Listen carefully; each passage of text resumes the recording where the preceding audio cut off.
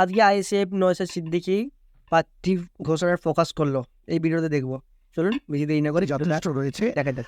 তারপরেও আমরা জোটের স্বার্থে মূল রাজনৈতিক প্রতিদ্বন্দ্বী যারা তাদের পরাস্ত করার স্বার্থে এই লিস্টে আপনারা দেখবেন আমরা যাদবপুরের নাম ঘোষণা করিনি এখনো পর্যন্ত। আমরা জোটের জন্যই ইঙ্গিত দিয়ে রাখছি।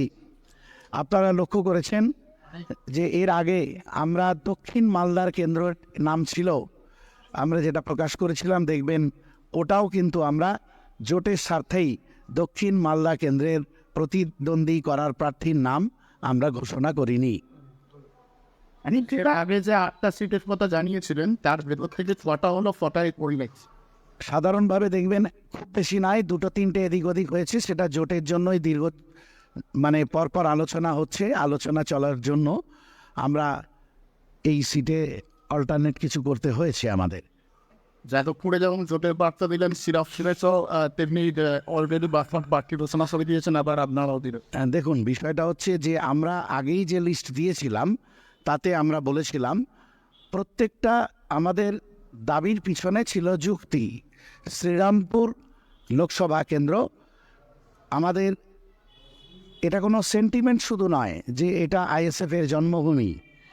সবচেয়ে বড় কথা, শ্রীরামপুরে 5টা বিধানসভা কেন্দ্রে আমাদের সাংগঠনিক অবস্থা যথেষ্ট মজবুত। বিগত বিধানসভা নির্বাচনেও তার প্রমাণ পেয়েছেন আমাদের যারা জোট শরিক হতে চাইছেন বা আমরা যাদেরকে জোট শরিক করতে চাইছি তারাও জানেন, আপনারাও জানেন, মিডিয়া বন্ধুরাও জানেন যে 5টা বিধানসভাতে শ্রীরামপুরে যথেষ্ট সাংগঠনিক শক্তি আমাদের মজবুত।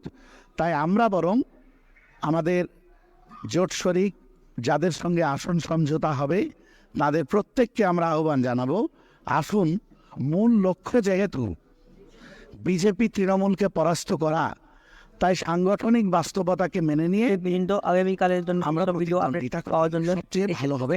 করতে বলবেন না। চলুন নেক্সট অন্য কোনো ভিডিও আবার দেখা হবে।